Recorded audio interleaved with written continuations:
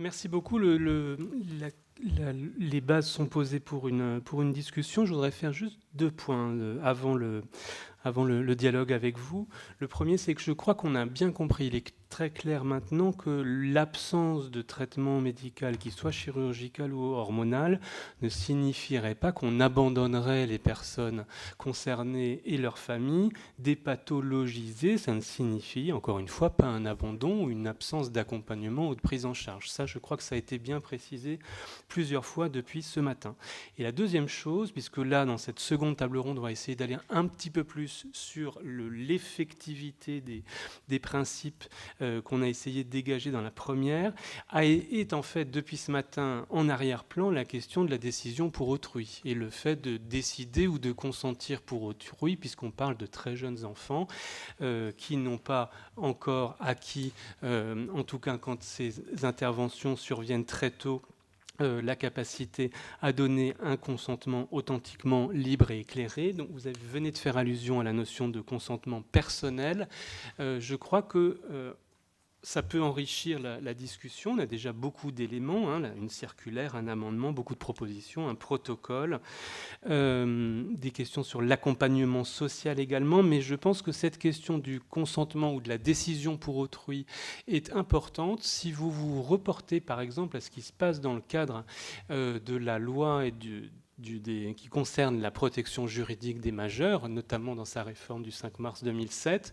Vous savez qu'il y a un certain nombre de décisions que les majeurs protégés ne peuvent que prendre seuls. Ça pose un certain nombre de difficultés parce que quand il n'y a personne pour les accompagner, ces décisions ne peuvent pas être prises. Et pour autant, on reconnaît un domaine de décision dite strictement personnelle. Alors c'est une question qu'on pourrait également se poser dans la discussion. Ça n'aboutirait pas à créer une nouveauté juridique, mais à appliquer peut-être dans le cas des mineurs des choses qui sont, dans certaines conditions, appliquées à la protection des juridiques des majeurs, c'est-à-dire un champ de décision qui ne pourrait pas être prise par autrui, fût-il des parents, pour des personnes. Alors, je vous laisse la parole maintenant.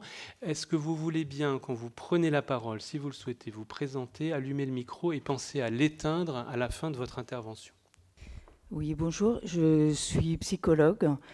Je voulais savoir si le fait d'avoir un accompagnement psychologique est considéré comme une façon de pathologiser l'intersexuation. Et si c'est possible d'avoir une deuxième question, est-ce qu'il y aurait un risque, est-ce qu'il y a un risque à attendre, puisque vous dites que l'urgence c'est d'attendre, à attendre que la personne soit adulte ou en tout cas majeure pour décider d'une opération ou d'une transformation quelconque? Pour vous répondre sur des questions d'ordre psychologique, moi j'ai toujours été accompagnée par les psychologues et les psychiatres des centres de référence en France. J'ai toujours trouvé en fait, je ne comprenais pas pourquoi ces prises en charge psychologiques ne rompent pas avec l'invalidation ou avec la pathologisation. C'est-à-dire que moi j'ai passé 7 ans dans des limbes justement, pour reprendre les propos de Benjamin Moron-Pêche, à ne pas comprendre pourquoi est-ce pourquoi on ne me parlait pas ou pas très bien ou de façon euphémisante. Donc j'ai jamais reçu j'ai reçu une écoute, j'ai reçu une attention. C'est ça en plus le grand paradoxe, c'est que souvent tout est fait avec bon soin. Et c'est-à-dire que moi à l'hôpital, j'étais même chez moi, je connaissais tout le monde, les infirmières m'appréciaient, j'étais une très bonne patiente et même j'aimais globalement très bien mes médecins. Je suis même encore aujourd'hui en discussion avec eux, alors que ce sont des personnes qui sont et font partie et aujourd'hui prescrivent ces protocoles-là. Pour revenir sur la question purement de l'approche psychologique, je pense que c'est pas la question, c'est l'avantage, pour moi, c'est celle de la nature de l'accompagnement. C'est-à-dire qu'aujourd'hui, par exemple, je suis suivie par quelqu'un qui a une façon non pathologisante d'aborder la question de l'intersexuation. Les groupes de parole qu'on organise aujourd'hui est suivi par une psychologue formée à ces questions-là et qui l'aborde de façon non pathologisante. Et donc, pour moi, c'est là que réside vraiment l'enjeu, justement, pour pallier au déficit, notamment épistémologique. Et en termes de terminologie, c'est comment est-ce qu'on parvient à parler d'une expérience corporelle, celle d'avoir une variation du développement sexuel, de façon tranquille, ou alors éventuellement en se reconstruisant, une fois qu'on a été opéré, médicamenté, etc. Sur la question de l'âge, je vais parler sous contrôle du docteur Mera, qui me dit que en fait, c'est non seulement ces opérations peuvent être effectuées plus tard, mais en plus, par exemple, les personnes trans majeures qui ont accès à des chirurgies de modification des caractéristiques sexuelles, elles sont globalement satisfaites des résultats. Et c'est tout à fait possible d'être satisfait par des résultats à l'âge adulte, surtout que le corps évolue avant que les actes médicaux, en même temps que les actes médicaux, et donc les résultats sont peu certains, à part réitérer de façon traumatique les actes. Donc si les personnes trans majeures sont satisfaites de leurs résultats, c'est parce qu'aujourd'hui, ces actes sont réalisés avec leur consentement. On est toujours plus satisfait de quelque chose auquel on a consenti, globalement. Est-ce que, juste parce que ce deuxième point me semble quand même très crucial, est-ce que un médecin ou des médecins ici veulent apporter quelques précisions sur cette question de est-ce qu'il y a un risque à attendre ou est-ce que c'est sur ce point-là précis? Vous voulez bien? J'ai aussi une petite expérience. Vous voyez mon âge, j'ai 65 ans. Donc ça fait un petit moment que je vois des individus qui ont des problèmes. Non, il n'y a aucun risque à attendre. D'accord ? Il n'y a aucun risque à attendre. Je crois que c'est très important ce que vous avez dit à propos de la satisfaction. Dans notre équipe, d'ailleurs, nous avons des chirurgiens plasticiens, d'accord ? Et pas seulement des chirurgiens pédiatres, puisqu'on voit que je pense que les chirurgiens pédiatres ne font pas toujours leur travail, et qui, eux, puisqu'il semble que les chirurgiens, le gros problème de la chirurgie tardive, entre guillemets, ce serait que les chirurgiens pédiatres ne savent plus quoi faire. Et ça, je l'ai entendu. Alors voilà, non, il n'y a aucun problème à attendre un certain délai. Dans ma spécialité, je suis Marc Felu, je suis généticien. Et je travaille sur ce sujet depuis 50 ans. Et je continue à faire des conférences aux étudiants et aussi dans des lycées. Je parle beaucoup dans de nombreux lycées. Et tous ces sujets les intéressent beaucoup. Pour ce qui est du risque, probablement, je peux vous dire qu'il y a des maladies génétiques transmissibles, dont nous savons qu'il y a un risque très élevé de gonadoblastome du testicule. Donc là, il y a un risque de ne rien faire. En tous les cas, il y a une grande surveillance. Et c'est pour ça que je voudrais revenir sur deux mots qui sont utilisés et qui me posent question. C'est le mot pathologie et le mot suivi. Pathologie, dans la mesure où ces enfants qui consultent, ils consultent à l'hôpital. Et ensuite, s'ils sont traités, ils seront traités dans un deuxième temps, mais il y aura une pathologie médicale à prendre en compte, dont je vous parlais du cancer et dans d'autres cas. Ça, c'est le problème de la pathologie. Le mot pathologie, il existe. On ne peut pas dire que ce sont des enfants tout à fait normaux. Il y a des gros problèmes dans certains cas où on n'opère pas. Le deuxième problème, c'est le suivi. Ces enfants qui, pendant un certain temps, vont être surveillés, avec toutes les compétences, quel va être leur statut? Donc, au point de vue définition, donc on va leur dire que c'est un troisième genre. Donc, on va avoir une nouvelle définition qui se passe d'ailleurs aux États-Unis, où cette notion de troisième genre est acceptée en Californie. Donc, est-ce que vous acceptez la notion de troisième genre et comment vous allez le gérer au point de vue sociétal? Et en particulier pour l'enfant, à l'école, j'imagine que ces problèmes vont soulever d'énormes difficultés. Merci. Alors, je crois qu'il a été dit très clairement à la première table ronde, je ne suis pas non plus un spécialiste du sujet, mais que la question du troisième genre est une question distincte, à part, et que, en tout cas, le collectif souhaitait pas du tout la lier à la précédente. Donc, mais moi, je reviendrai, j'aurais juste... Permettez-moi, j'ai envie de comprendre. Hein. S'il y a des maladies génétiques transmissibles avec un risque de cancer, on doit pouvoir les identifier. Il y a entre un protocole général ou systématique qui s'adresserait à tous les enfants et l'identification de personnes à risque de cancer. Comment arrive-t-on, compte tenu de l'état actuel de la science, à faire la différence ?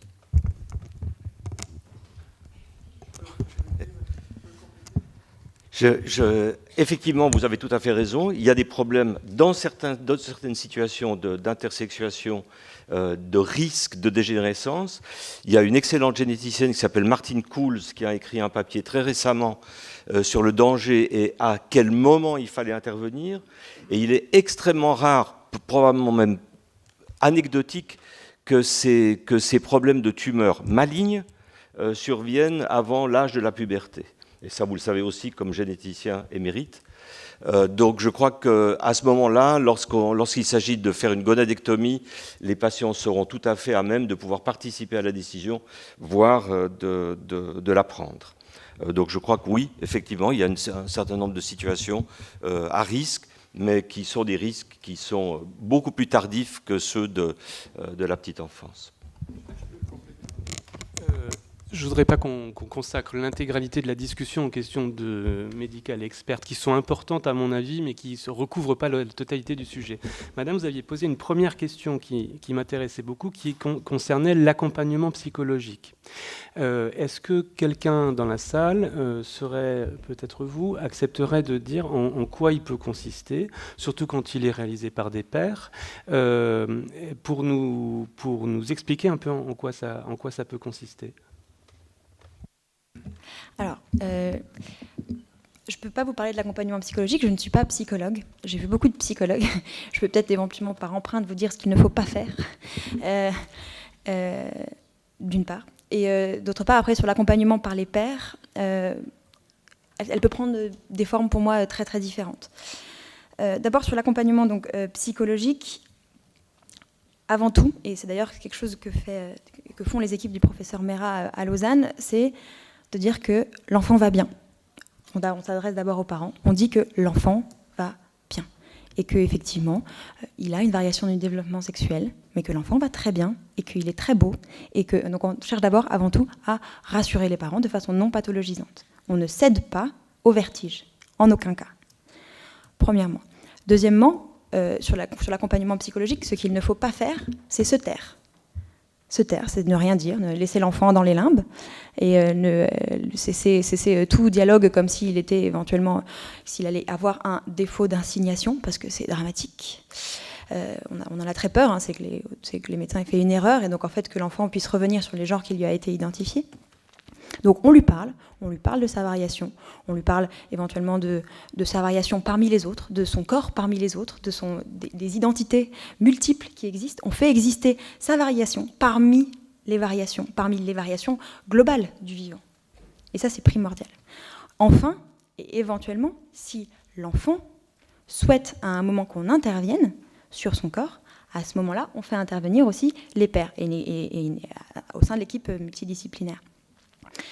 Et l'enfant doit être capable de restituer, à l'aune de l'expertise non seulement qui est la sienne, de son corps sexué, mais aussi à l'aune d'autres personnes, et celle du corps médical qui est capable de lui dire, si on fait cette intervention, il peut advenir ça, il peut éventuellement, ce sont les conséquences, etc. Donc l'enfant sera capable, in fine, à l'issue de ce processus, d'opérer un choix de façon éclairée.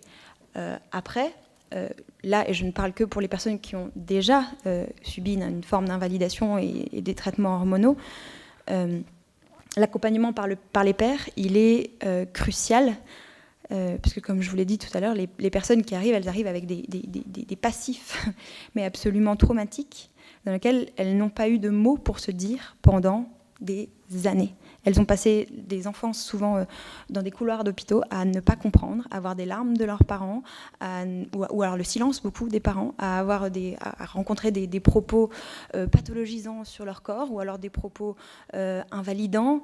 Voilà.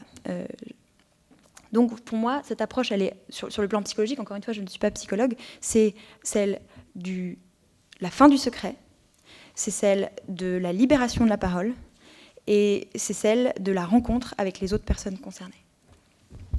Merci beaucoup. Monsieur Lachaud.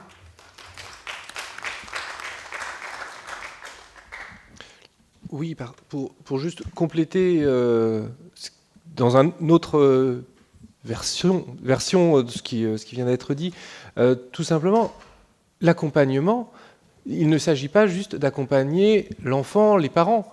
C'est l'accompagnement de la société qu'il faut que nous pensions. C'est la société qui doit être capable d'accepter les personnes intersexuées telles qu'elles sont.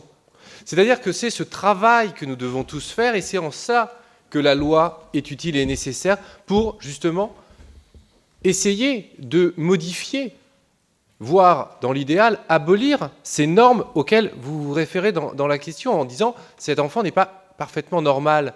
Mais qui définit les normes si ce n'est la société ?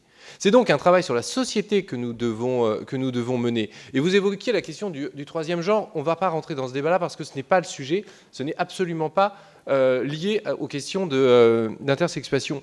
Mais quelle est l'utilité sociale d'avoir inscrit à l'état civil si quelqu'un est un homme ou une femme? Quelle est l'utilité sociale? Il n'y en a strictement aucune. Nous pourrions supprimer la mention du genre à l'état civil, que la société ne s'effondrerait pas. Et pour autant, nous construirions une société tous ensemble qui serait beaucoup plus à même d'accueillir en son sein des personnes qui, aujourd'hui, et pour reprendre vos mots, ne sont pas considérés comme normaux. Voilà, je pense que l'accompagnement, il ne s'agit pas uniquement d'accompagner les personnes concernées, mais l'ensemble de la société pour que tous ensemble, nous revoyions ce qu'aujourd'hui nous qualifions comme des normes.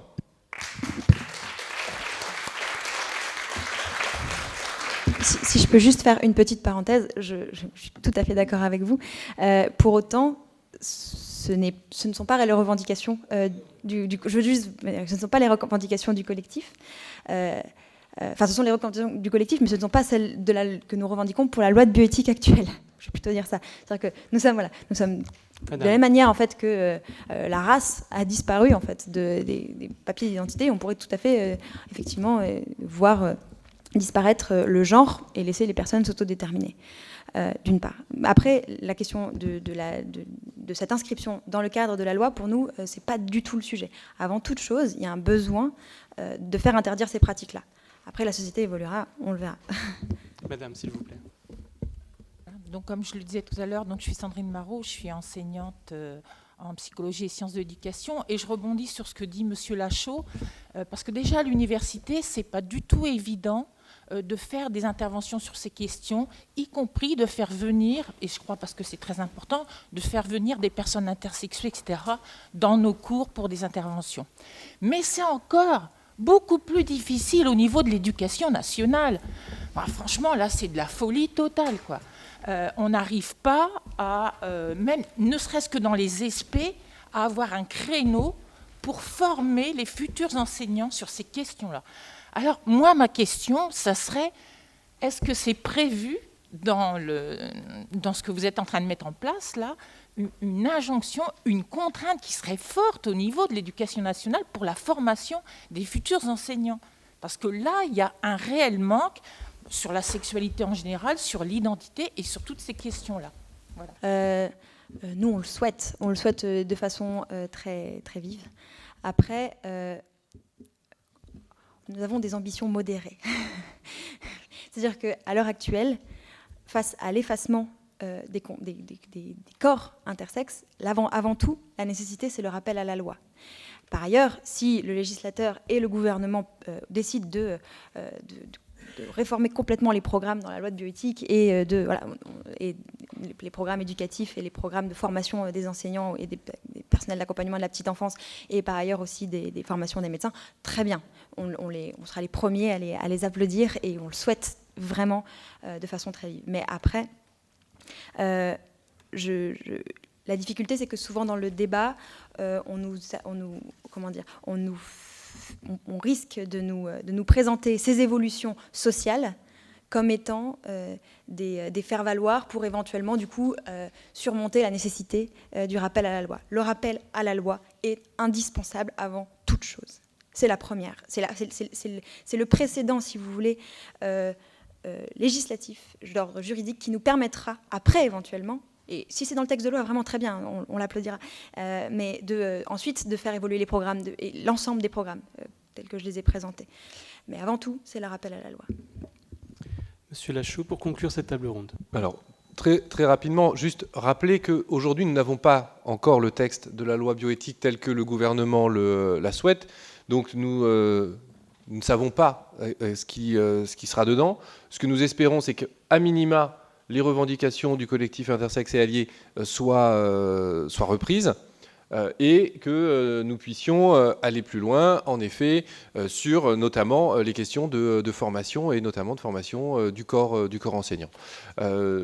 L'essentiel aujourd'hui, c'est, comme vient de le rappeler le collectif, l'inscription du rappel à la loi, et je sais que nous serons un certain nombre de députés à appuyer cette mesure, même si elle n'est pas dans le texte original de la loi bioéthique. Merci à tous les intervenants de cette table ronde, merci à vous.